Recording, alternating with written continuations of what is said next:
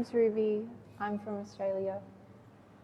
This is Lama Chodak Rinpoche. Thanks for coming for the interview.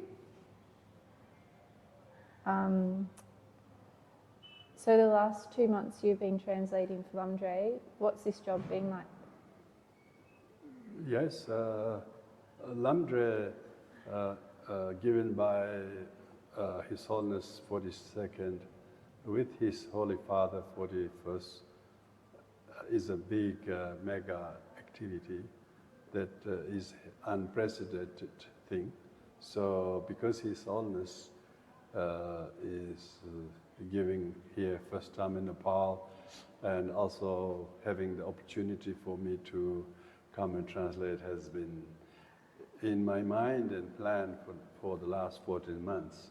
So just as much as I expected, this has been one of the mega Dharma activities. So experience of doing translation has been very rich because there are many people from many different countries. People are listening directly through His Holiness, but some through the translation. So, so my role to translate in English has been important for people who couldn't hear in Tibetan. But others who can hear in Tibetan also are here. Some of them are listening in English because they sometimes might, excuse me, hear easier in English. Of course, that also same with those who are English speakers. So it's been very rich and rewarding experience. That's good. Nice. Okay. So what is the path and what's the result? What is the path? And what's the What's result? the result? Oh, Yeah. that's, yeah, Lam means path, Dre means results. So everyone who has a search for a way to peace and happiness, they want to find a way to be kind and be peaceful and be gentle, and how to be tolerant, how to be generous. And so path is the people who have taken up the teachings of Buddha in general, particularly embrace Vajrayana, and more specifically the Lamdre teaching. For them, the path is where they have taken refuge. They have conceived the importance of altruism and give up selfishness, and so means they have to give up being selfish, give up being aggressive, violent, judgmental.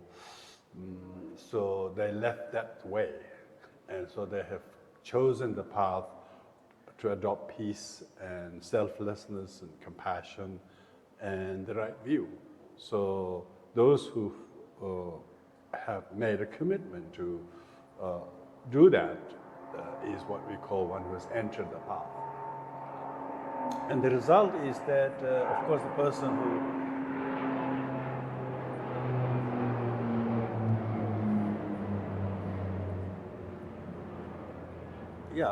who has entered the path have to now walk the talk, so to speak. And then they start walking the path. As a result of that, they will experience certain hurdles, but at the same time, they have certain conquest, and where they see the result of lack of enmities, for instance, or sign of reducing enmity.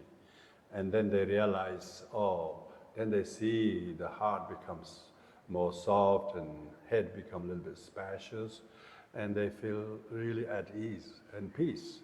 So Lamdre teachings, when people receive the empowerment, receive the guidance how to study, listen, contemplate and meditate through this process of good in the beginning and the listening, good in the middle in the contemplating, good in the last is by meditating, they will begin to reap some kind of rewards and benefits. And the result is the fruition that comes from the walking the talk, so to speak. So because of that, they realize that their perception of things are not as it appears as in the object, but they realize the reflection of their mind. And so they do not so much believe in their perception, but rather their perception are a figment of their own imagination. And because they know it's their mind, they can change the mind. And then when they realize they can change the mind, it's much easier than try to change somebody else. So that kind of a fitness that people have as a result, oh, I can change my mind rather than trying to wish they did this to me or against this or for that. One can change one's own mind through the meditation and teachings and practice. Then you can realize even your mind are not so much as you think you are as a kind of entity. Even your mind you can't really find it. So therefore, the appearance of things in the object is not only your mind, even the mind that you thought was you is not really you. It is illusion. And then you have neither have a quarrel with the object nor with your subjective mind, because the object is clarity and subject is emptiness that sees the emptiness of the clarity. So when you're able to see that, there's almost like the non-duality of the moon that you see in the water. You first thought there was a moon in the water, but when you realize there's no moon that can fit in that little cup, when you think like that, oh, it's just a reflection. There's no moon at all. The appearance is a sign of a lack of moon in the water than existence of the moon in the water. So then you understand the result is that appearance are just a mere reflection. When you know it's a reflection, reflection is not real. When you know it's a reflection is not real, so you do not get swayed by that, and therefore you have the ability to almost like release your perception. You're no longer stuck with the opinion, or you don't get framed up with these feelings and emotion, because you can almost erase them. Like a bad drawing you made mistake of, you can erase them. You can see no drawing there when you erase them. So you nullify the appearance being real by realizing emptiness. The emptiness itself is because it's empty, therefore it can manifest as appearance, reflection. Because the water is empty, therefore moon can manifest, reflect in that. If the water was something solidly itself, it couldn't reflect anything in it. So that's why the Lam and Nje, path and result, is what we call non-duality of appearance and emptiness. So your reflection in the mirror is a form of emptiness, the reflection. But the reflection itself is proof of emptiness of the reflection. So therefore, Lamdre has this interpretation how to see everything as then you have walked the path so much so that you now no longer hold the notion of appearance as real. They're all impermanent, they're transient, they don't even exist from its own side except the temporal conditioning. So with this understanding, the people who follow the Lamdre will have a glimpse, first intellectual, then maybe contemplative, and if they are good at their formal practice, they will have I would say, subsequent awareness of how true the teachings are, and therefore release their fixation about feelings, perceptions, opinions, and then they become fruitfully liberated from the drama or the dream of the bad sleep. How can we apply the Lamdre teachings into our daily life besides the sadhana? Yeah, of course, how well one can apply the Lamdre in everyday life largely depends how good our comprehension and understanding of the teachings are. And then on top of that, how good a discipline you have to do the sadhanas and practice formal practices. People can do the formal practices like the reading of the sadhana each day, but they need to really know the ins and outs of the teachings. And once they know that adequately, then they can apply in everyday life. So in everyday life, when the Lamde teaching, for instance, sadhana has 10 yogas. Out of the 10 yogas, only 2 are the practice on the cushion. The rest of the 8 yogas are off the cushion. How you rise, how you sleep, how you wash, how do you interact with ordinary people, and all of those, when a person is really have good comprehension of the teaching, they will learn how to practice more tender, more lovingly, more caring to people than they previously had the habit. Previously they inhibited by not being able to do that. They're always aggressive, they're always craving. But a practitioner on the cushion have registered some degree of softness, gentleness towards themselves.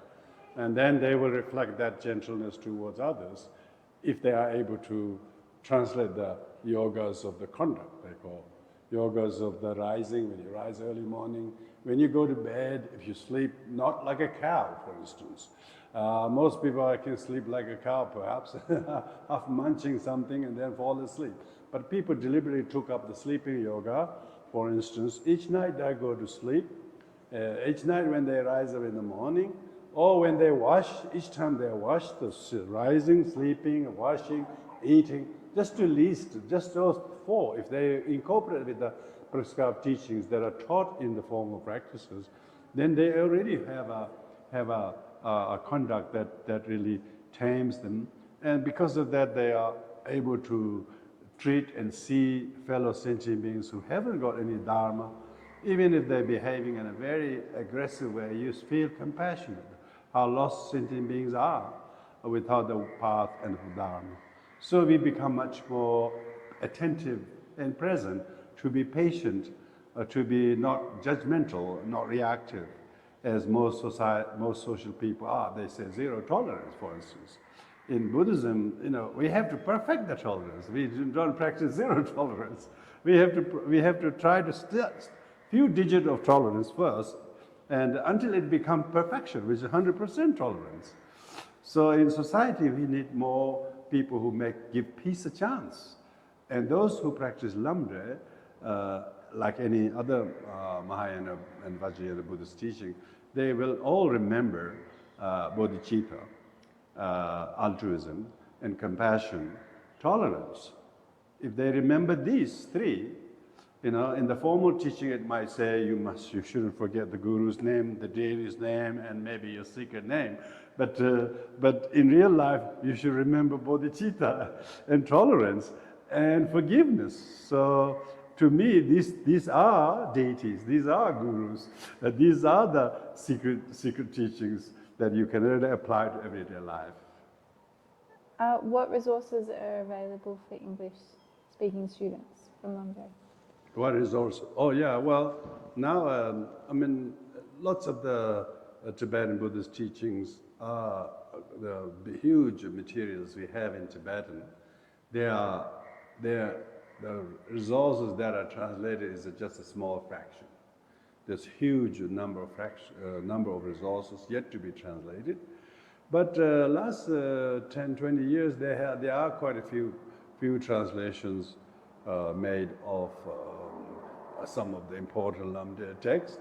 But His Holiness Sakya Kongma Trichin, with the assistance of other students of his in the early 70s, translated the Hevaja Sadhana and many others. So these are all available, so slightly modified, improved version. And recently, of course, His Holiness 42nd Ratnavajra Rinpoche wrote to me 12 months before this Lamde saying, please translate the Ngawan Chodak's Lamde manual. So we have translated that, and Talam Monastery and Deshung Rinpoche, who had a great vision to host this Lamde, has made freely was available for all Lamde initiates to receive that book. And all the sadhanas are readily available. And our initiative to help people who need such resources, as long as they are initiates of Lamde, there are quite considerable materials that is already translated, but there are many more to be translated. So we encourage any budding translators to come up and take up some roles to make sure that these kind of resources are increasing as the demand dictates. What? It's what and where. Sorry, I didn't say. One more time. What and where can Lamde students receive guidance for their practice? Well, usually we Sakya lineage is a very small group. We have their holiness, His Holiness 41st, 42nd, 43rd, as well as Ngor Luding Khenchen Rinpoche, and other growing future heads in Ngor Tatse Khenpo and two Chogye teachers, 26, 27. They all are and will be giving Lamde, that's for sure. But most importantly, if people, English-speaking people, are usually from the West or from not some Tibetan origin, they obviously have to contact with local centers, or some of them doesn't have to be local. Nowadays, we are internationally small community. We can connect through social media. And we, in Canberra, in Australia, His Holiness Sakya Kongma teachings gave 3 Lamdes. He gave one in 1988, now one in 1996, and one in 2009. And our society, the Tibetan Buddhist Society of Canberra, we have been holding annual retreats to support the people who want to do Hair Vajra practice, even at least for 4 or 5 days a year. And so we are doing that all the time. I'm sure the other centers are doing likewise, so you can really, people who are interested can definitely have a search on those with the Sakya websites, various Sakya websites. And so hopefully various, I would say, centers in the West or in Southeast Asia, like we have in Australia, will come forward and help to boost each other's knowledge and understanding. So we already got a very big list from those attending Lamde here. So we're going to share our resources and future retreats of course. But I would like to strongly recommend people to contact Deshung Rinpoche and Talam Monastery, because they have had the great vision to host Lamde in Nepal. And one Nepalese woman asked me, where can they go to where they will guide the Ngondo practices? You know, they were expecting that. So I think it would be good to contact the Talam Monastery. Deshung Rinpoche lives here. He's highly educated. He speaks English fluent. He's amazing bodhisattva, you can see. And he's got a team of very many good monks. Monastery's got all the resources. And I think they will be, those people who are based here and come here often, they should come to here. And of course, International Buddhist Academy is always offering courses every year. And so those who come to Nepal. But those who wanted to sort of dive into doing some little bit sort of intense retreat, we do those intense retreats in Australia. We start early 6 o'clock in the morning, 9:30 in the evening. So all sessions throughout in practice. That's usually, we do at least 4 or 5 days every year. And we're going to do that every Easter for the foreseeable future. So people can definitely get connected with all your Vajra brothers, sisters, and what resources they are, what retreats they are. And we're going to easily share the resources as long as we know people are initiated. People just have to show their Lamde attendance card when they contact us, and then we can share those things. What advice can you give us post Lamde? Yes. I have received Lamde 8 times. All of them have been very big, important events. And I have, my main advice is Lambda is such a profound teachings, deep, complete teachings. It says at the beginning that people with insufficient merit will not comprehend Lambda. So I don't want you to believe that you are a person of insufficient merit. If you have already received Lambda, it must be very fortunate to have the good karma to be incredibly supported. When you see the Lambda given and how it's hosted, how generously the local Buddhist community come to support Deshe Rinpoche and the monastery, it's incredible. You must have so much merit to be supported to receive Lambda. So my advice is, this is your many lifetimes good merit ripening and maturing. So you should honor that by engaging with your fellow Dharma brothers and sisters. Stay connected with that. Don't try to bombard yourself with more teaching, more practices, but try to pursue the very Lambda. Try to receive many future Lambdas. Try to participate in any local study groups and contact the Sakya teachers that are local around, and always stay tuned and try to do the short sadhana by Ngawan Lekpa. Don't try to aim to do the middle length too early and then give up. Try to do the short sadhana, and most importantly, try to apply those understanding in every day, how to practice kindness, how to practice compassion, how to bring right view, and how to practice compassion to those who lack any dharma, which is majority of sentient beings have no dharma at all. So therefore, no matter how unruly they seem, that they are our obvious domain, range of our compassion and tolerance and forgiveness. So when you are able to show certain sign of behavioral, physical, verbal, mental, mostly attitudinal change. Some people change their dress very quickly, shave their hair, but inside they don't change at all. So Buddhism is not for changing dress. Buddhism is to changing your mind. So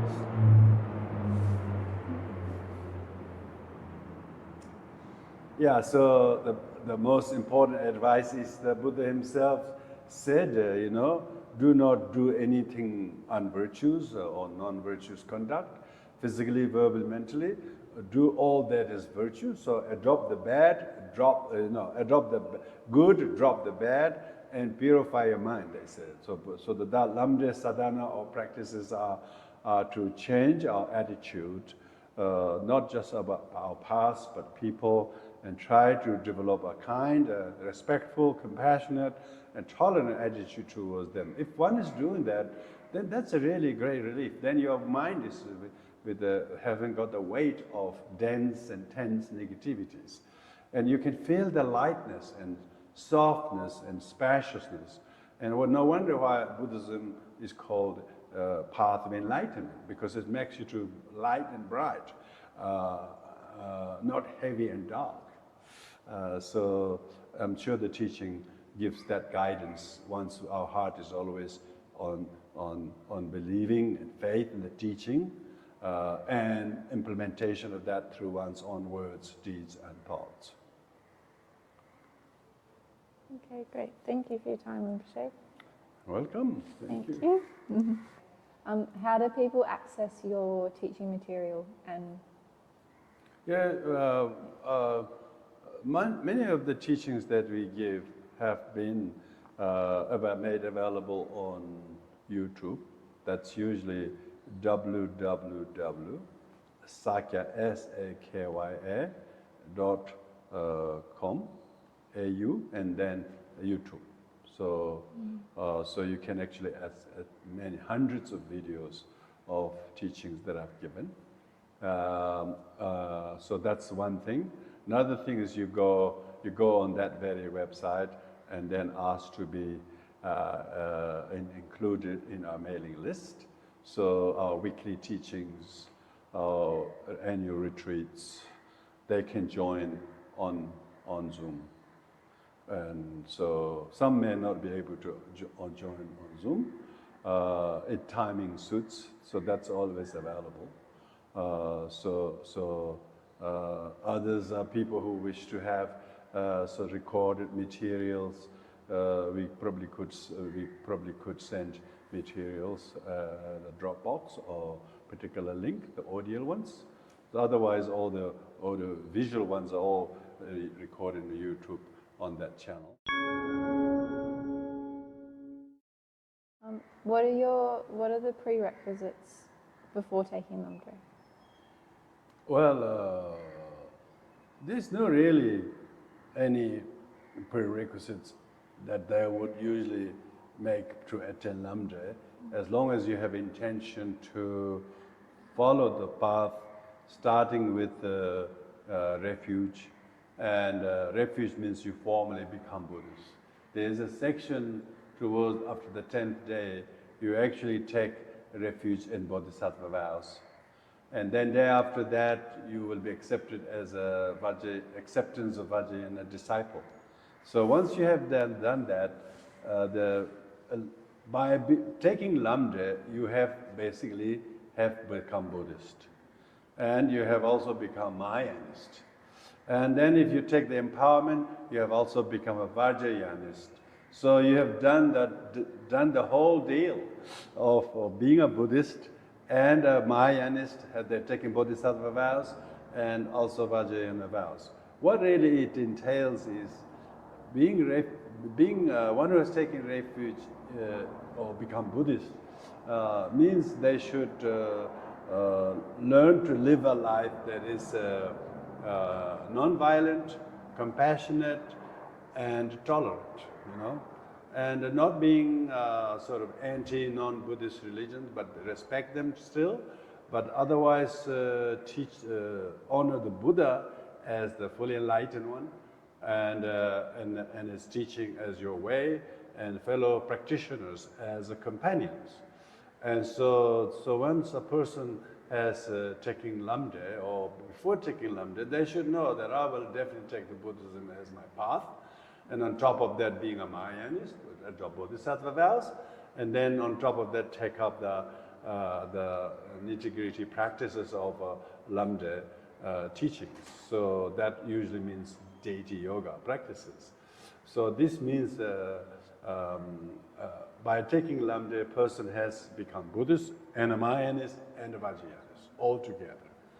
And you couldn't do more than that in 2 months in any other trainings. So it is a very, very big leap for most people. They call deep end. They jump in the deep end. But slowly they say, oh, this is what I've done. Oh, I didn't know that. Because formally, when people become Buddhists, they have a little bit of haircut and they're given a name, and they know they're Buddhists. But during Lamdre, it's such 1,000 people, you don't have time to do that. So that would have been good if everybody get a little name, like the secret name. Before they got the secret name, if they get a Buddhist name, have a little bit of haircut, maybe 100 monks with scissors going around and cut everybody's the hair, and then that would have been kind of dramatic, but at least people know they have become Buddhists. But there was no such time. But the moment that people were given the red band to put around their forehead and all that, they were actually saying, I will follow the Buddha, Dharma, and Sangha. So basically, after taking refuge, person has become all that. And prior to that, if they knew that was the case, if the people promoting Lamdre can tell that probably would be good prerequisites. Like all of the people who came from Australia, I know, they would have all taken refuge. They wouldn't be just jumping into here, traveling all the way from Australia, knowing there's Lamdre Thalam and then not knowing what, they won't do that. But a lot of people may be in that case, Like the lady was asking, will they teach how to do mandala offering and the ngondro? It's so cute, she just wanted to know that. And she had no idea that all about the Bodhisattva vow, Vajrayana vow, doing sadhana. She just wanted to learn how to do the mandala, So that definitely there is a little bit of pre-Lamdre preparation that all the future Sakya centers should do to recruit their members before allowing everybody to register likely. But maybe that's not the traditional way. But it seems if everybody want to know what they did, attend Lamde 4, probably they need to know that. So it's a different cultural context. Here it's given in the most traditional context in Nepal, with all the traditional Tibetan kind of paraphernalia, custom, tradition, whatever, and where we never sort of, because everybody is expected to be Buddhists already before maybe they're already born Buddhists, who knows? And so maybe that wasn't considered or important too, but in the West, we might have people attending the center for 2-3 years, but still we do not entirely say, oh, you have to be a refuge, you have to take a refuge.